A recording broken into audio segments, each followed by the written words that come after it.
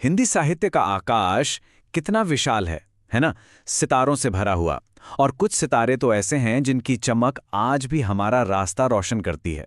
तो चलिए आज ऐसे ही एक सितारे की बात करते हैं, लोचन प्रसाद पांडे। एक ऐसे साहित्यकार जिनकी कलम ने सिर्फ कहानियां नहीं गढ़ी, बल्कि समाज को एक नई दिशा देने का काम। तो आखिर उनमें ऐसा क्या खास था? देखिए, उन्हें काव्य विनोद और साहित्य वाचस्पति जैसी उपाधियां मिली थी। और ये सिर्फ नाम के सम्मान नहीं थे, बिल्कुल नहीं। ये उनके साहित्यिक कद का, उनके रुतबे का सबूत थे। और तो और वो प्रतिष्ठित भारतेंदु साहित्य समिति के सदस्य भी थे, यानी अपने समय के साहित्यिक दिग्गजों में उनकी गिनती होती थी। ठीक है, तो आज की इस चर्चा का सफर कुछ ऐसा रहेगा। सबसे पहले हम उनका एक परिचय लेंगे, फिर देखेंगे कि उनकी साहित्यिक यात्रा शुरू कैसे हुई। उसके बाद उनकी रचनाओं के सुनहरे दौर में गोता लगाएंगे।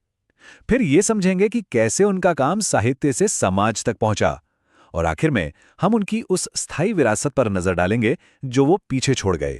तो पहला पड़ाव, लोचन प्रसाद पांड्या का परिचय। चलिए जानते हैं कि आखिर वो कौन थे और कहां से आए थे।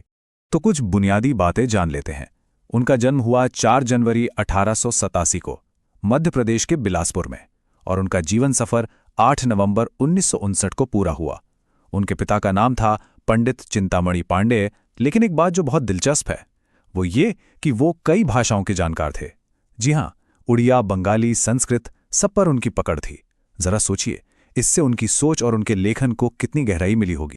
तो चलिए अब बात करते हैं उनकी साहित्यिक यात्रा की शुरुआत की। हर बड़े सफर का एक पहला कदम होता है ना? देखते हैं कि पांडे जी ने अपनी कलम कब और कैसे उठाई।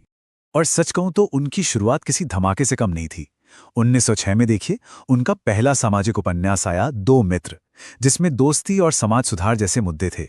ठीक एक साल बाद 1907 में उनका कविता संग्रह प्रवासी आया, जिसमें छायावाद की झलकियां तक दिखाई देती हैं। और 1910 आते आते उन्होंने कविता कुसुम माला के साथ बच्चों के लिए भी लिखना शुरू कर दिया। मतलब शुरू से यह साफ था कि इनकी कलम किसी एक दायरे में बंधने वाली नहीं है। अब हम पहुंचते हैं उनकी रचनाओं के सुनहरे दौर में, और इसे सचमुच एक रचनात्मक विस्फोट ही कहा जा सकता है। एक ऐसा दौर जब उनकी कलम बस रुकी ही नहीं और एक के बाद एक बेहतरीन रचनाएं सामने आईं। सिर्फ 2 साल का वक्त लीजिए, 1914 और 1915। इन 2 सालों में पांडे जी ने जो काम किया वो हैरान करने वाला है। 1914 में धार्मिक नीति कविता आई, व्यंग्य से भरा प्रहसन साहित्य सेवा आया, सामाजिक नाटक प्रेम प्रशंसा भी आया, और तो और ऐतिहासिक खंड काव्य मेवाड़ गाथा भी। ये सब एक ही साल में, और रफ्तार कम नहीं हुई। 1915 में पद्य पुष्पांजलि नाम से 2 कविता संग्रह और छात्र दुर्दशा जैसे दमदार सामाजिक नाटक भी आए। मतलब उनकी रचनात्मक ऊर्जा और प्रतिभा का लेवल ही कुछ और था। तो जैसा हमने देखा, पांडे जी ने कई अलग अलग विधाओं में लिखा। चलिए कुछ को थोड़ा समझते हैं। एक है प्रहसन। अब ये क्या होता है? इसे आप एक ऐसा कॉमेडी नाटक समझ सकते हैं जिसमें हास्य और व्यंग्य पैदा करने के लिए सिचुएशन को बहुत बढ़ा चढ़ाकर दिखाया जाता है। उनका 1914 का नाटक साहित्य सेवा इसका एक बेहतरीन उदाहरण है। अच्छा, अब कॉमेडी से सीधे चलते हैं खंड काव्य की तरफ, यानी एपिक पोएम।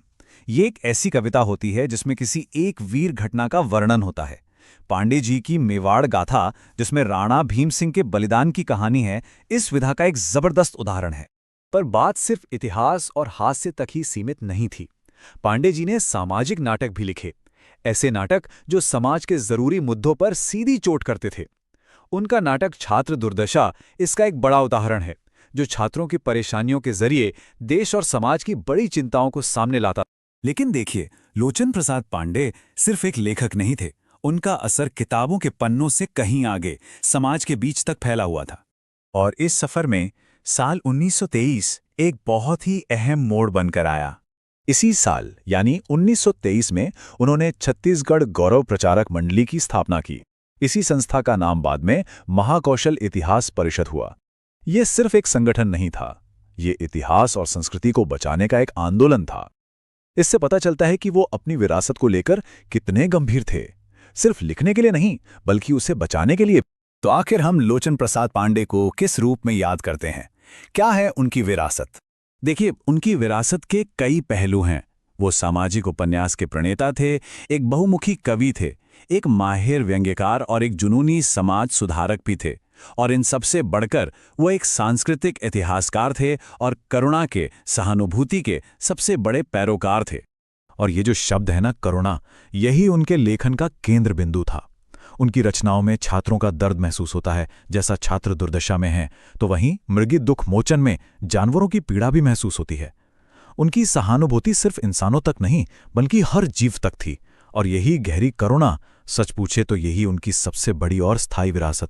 तो लोचन प्रसाद पांडे का जीवन और उनका काम हमें एक बहुत बड़े सवाल के साथ छोड़ जाता है। सवाल यह है कि एक अकेला लेखक अपनी कलम के दम पर समाज को कैसे एक नया आकार दे सकता है। उनकी कहानी बताती है कि यह मुमकिन है। एक ऐसा सवाल